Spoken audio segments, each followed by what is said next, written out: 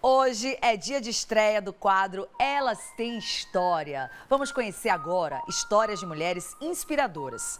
Hoje é dia de conhecer a querida Narcísia Amália de Campos, a primeira jornalista mulher do Brasil.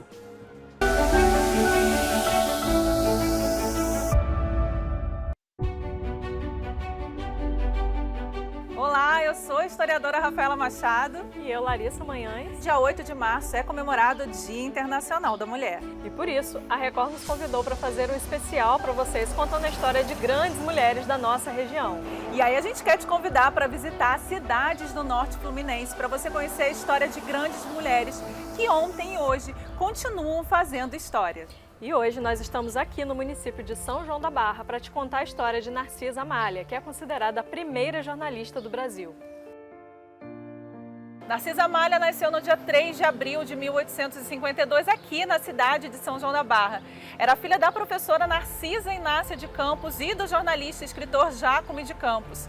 Foi em casa que recebeu os ensinamentos de primeiras letras e foi também aqui em São João da Barra que aprendeu francês e latim com o padre Joaquim Francisco da Cruz. Aos 11 anos, Narcisa mudou-se com a sua família para a cidade de Resende para tratar uma doença pulmonar do pai. Seu pai, aliás, era um homem de vasta cultura, tendo atuado em jornais da capital fluminense e da capital paulista. E aqui, em São João da Barra, ele foi um dos fundadores do jornal O Paraibano. A grande influência de seu pai e também da sua mãe, professora, fizeram com que Narcisa tivesse uma vasta cultura. Olha que interessante, já em Resende, o pai e a mãe de Narcisa Amália fundaram duas escolas, uma dedicada ao ensino de meninos e outra dedicada ao ensino de meninas. E era justamente nessa que Narcisa auxiliava a mãe, dando aula para as meninas de cultura geral. Vejam vocês, portanto, que era um ambiente muito favorável à aprendizagem, à cultura e também à iniciação literária.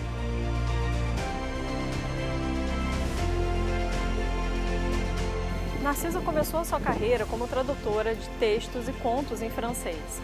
O seu pai, jornalista de grande contato na capital fluminense, acabou abrindo as portas para a atuação profissional da filha. Narcisa colaborou em jornais de grande circulação, como o Monitor Campista, Eco-Americano, Espírito Santense e o Fluminense, entre outros.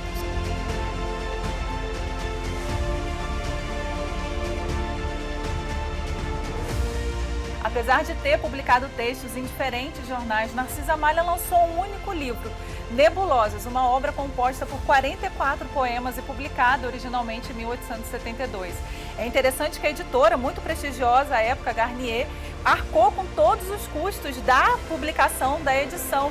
E essa edição, esse livro, recebeu comentários muito positivos de figuras como Machado de Assis e o próprio Dom Pedro II, que inclusive conheceu pessoalmente Narcisa Amália em Resende e dizem, encomendou a ela inclusive um poema de sua autoria.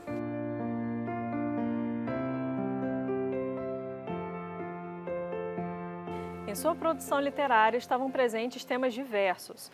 A sua produção poética trazia temas como de exaltação da natureza, política e também temas tristes e melancólicos, além de temas abolicionistas e anti-escravistas. Os poemas O Africano e o Poeta e Perfil de Escrava lhe renderam a alcunha de a poeta dos livres. Em sua vida pessoal, Narcisa Amália casou-se e separou-se por 2 vezes, o que acabou rendendo a ela muito preconceito. Afinal de contas, era uma mulher casada e separada por 2 vezes em pleno século XIX. A verdade é que esses temas, como o feminismo e a vida de uma mulher em sociedade, acabaram também trazendo muitas inspirações para Narcisa Amália em seus próprios poemas e trabalhos literários. A feliz da mulher que cruza o passo lento, o país do ideal, as florestas da luz, vive, sonha e se extingue, olhos postos na cruz. A dizer docemente a confissão estranha, que enche o abismo de sol e comove a montanha. Eloá, Eloá, amo, sou tua filha, amo, sou no universo a lágrima que brilha.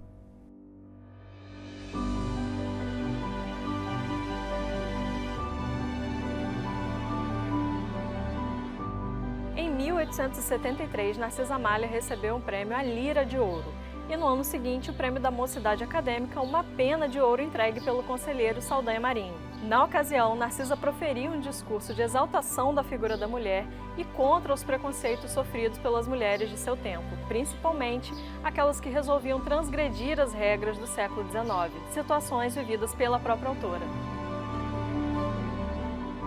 Espaços de cultura, arte e educação receberam seu nome como uma forma de homenagem. E no ano de 1992 foi a vez da sua cidade natal, São João da Barra, homenagear essa grande mulher, poetisa, também escritora e jornalista. Aqui em 1992 foi inaugurado o Centro Cultural Narcisa Malha, que funciona até hoje, onde antes era o mercado municipal da cidade, construção do início do século XX. No espaço hoje funcionam exposições, cafés literários, peças teatrais e você, visitante, pode conhecer um pouco mais da história de vida dessa grande mulher.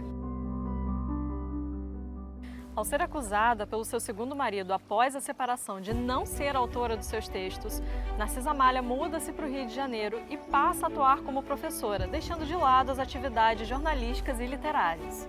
Narcisa Malha faleceu no Rio de Janeiro aos 72 anos, em 1924.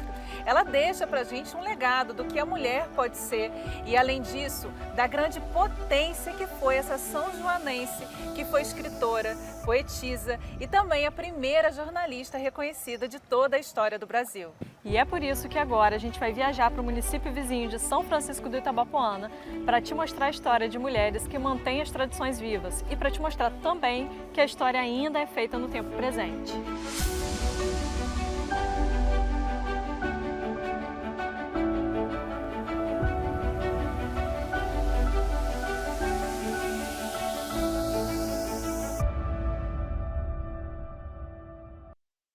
Que maravilha, hein, gente? Espero que vocês tenham gostado. Amei. Eu acho que nós precisamos disso, né?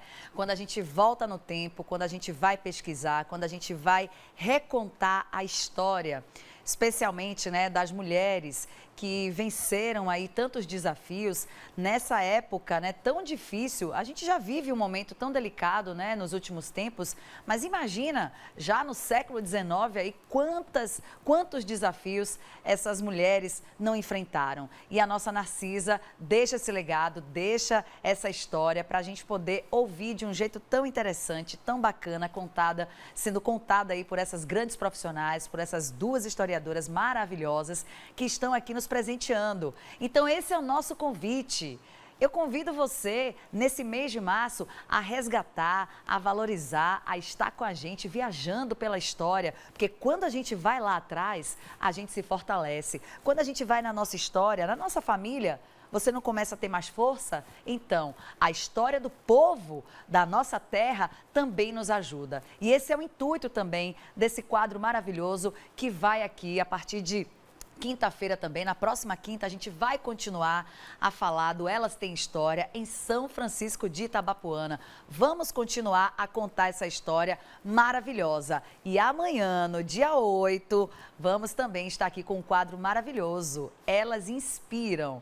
A gente volta no tempo, resgata a história, conta para vocês, mostra que é possível vencer, mesmo com os desafios, e também vamos atualizar, vamos mostrar as guerreiras do tempo de hoje. E amanhã a gente vai trazer Elas Inspiram. Tenho certeza que vocês vão amar também.